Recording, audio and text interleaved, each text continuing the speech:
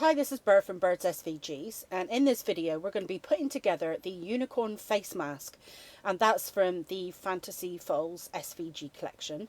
So this is a fun mask that you can actually make. I was going to say for the little ones in your family, but it could very well be for the big ones. I've actually sized this mask to fit slightly bigger children, and therefore it will fit adults as well. Okay, so I'm going to start off with the flowers that I'm going to put around the horn at the end. And these are rolled flowers. So I'm actually using a quilling tool. So you just slide the card in the slit in the end of the quilling tool. If you don't have a quilling tool, don't worry. Just use a pair of tweezers. And then you just start from the end that I showed there. And then you keep turning and keep turning and keep turning. You wind it tightly, and then when you get to the end you let it go, and it'll only spring out a certain amount. And then you have a little area at the end that you want to add some glue, and then you just put some tension on it and it will stick and it will hold. So I'm just going to go through that again with one more. So I'm just sliding the card into the end of my quilling tool. If you've got tweezers, use those instead, and just grip that end there. Now I'm winding this textured side up, and I'm just winding it tightly around, not overly tightly, but just I'm keeping it fairly tightly. And then when you get to the end, you let it go and it kind of springs out a little bit, and it's just enough to cover that base area that I've just added some glue to. And I'm just holding it for a moment and letting the glue take hold. Now this next step is optional, but it doesn't have an awful lot of difference, but I think it does actually make the final product look a bit nicer. So I'm taking the end of my quilling tool, but if you don't have one of those, just use the fine end of a paintbrush or a maybe even your piercing tool, something like that. And I'm just getting into the petals of maybe the outside 2 layers or the outside 2 rings there, and I'm just curling them a little bit outwards. So it's very little, it doesn't take very long, but I think it does actually make it look a little bit more flower-like. So I'm just curling the outside couple of layers outwards, and then as you go in it gets too tight, you can't really get in there. So just about 2 layers, I think, 2 rings. So before I assemble my mask, I just want to pop my eyelashes into place. I'm just popping them on first before I add the glue, just to get an idea of where it will line up. Then I'm just adding a thin bit of glue, and then I'm just seeing if I can just get it into place so I haven't got any of the white showing through. And then I move on to the next one.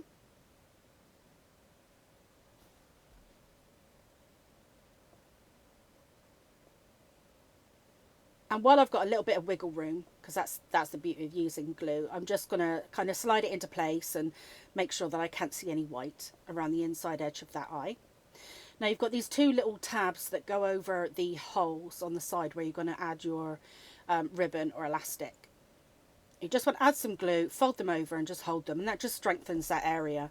So if you're kind of putting the mask on and off a few times, you don't have to worry about it ripping or anything. Okay, so now we can actually put some shape into the mask. And what you want to do with your tabs is you want them to go on the inside.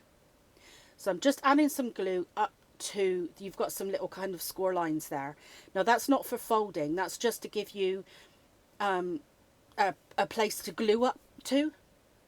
And then when you fold it over and the tab goes underneath, where the edge of your mask wants to butt up against. It needs to butt up against that little score line there, but there's no actual folding.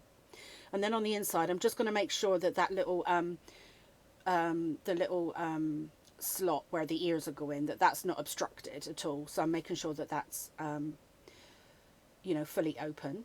And then we've got the last little tab here at the top, and again you've got some little score lines there, so you know where to butt the overlapping piece up to. But it's not for folding, it's just for placement. Okay, next we're going to work on our ears. And this is a little bit strange because normally we're kind of used to gluing tabs and putting them on the back and hiding them behind everything. But with these ears, you need the tab to be on the inside. There, it didn't glue well enough, so I'm just going to add a little bit more and then hold it in place. So you want the tab to be on the inside of the ear, and that's because we've got these little pink pieces that we're going to pop into the inside of the ears and cover that tab up. So you're actually adding the tab to the back of this piece, and then the tab will actually be showing on the textured side, which does seem wrong, but it's right in this project. And I'm just bending the two tabs over that will actually go on the inside of my mask. And then I'm just giving a little gentle curve to these little pink pieces that are going to go in the inside of my ears. So they add a bit of colour, but they're also covering that tab up.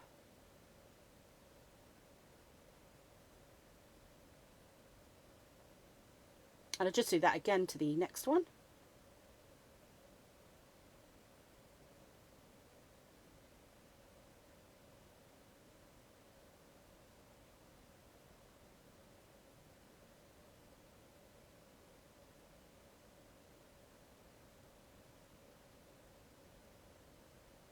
Okay, now you want to slide these into your mask with the fronts facing forward, so with the pink bits facing forward. And then you want to put some glue on the front side of your tabs, so that's on the textured side. And you want to glue them facing forwards. So you put in the glue on the textured side of the tabs, and they're facing forward. The actual slot that the ears go in is kind of like a little V shape, so it will be very easy when you put it together to know which way round the ears go and which way they get glued, because the tabs are kind of leaning that way. And I'm just putting glue on my tabs one at a time because they slightly overlap each other.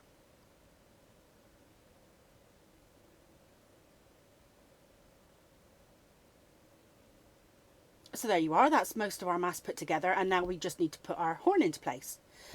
So I've cut my horn out of glitter paper, which makes it a little bit more tricky for me to work with, but I think the effect is really cool, so it's worth it. So I'm folding along my score lines.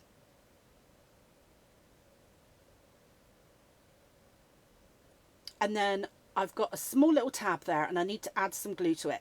Now, because this is glitter paper, it's non-porous, so it can be a little bit pesky to glue. So I'm making sure that I've got really good coverage. I've got an even, a good amount of glue all over that tab. Now, first of all, I was trying to glue it kind of up in the air, and then I thought, hang on a minute, I've got an even side, so I can press this down against my desk and encourage that tab to take hold.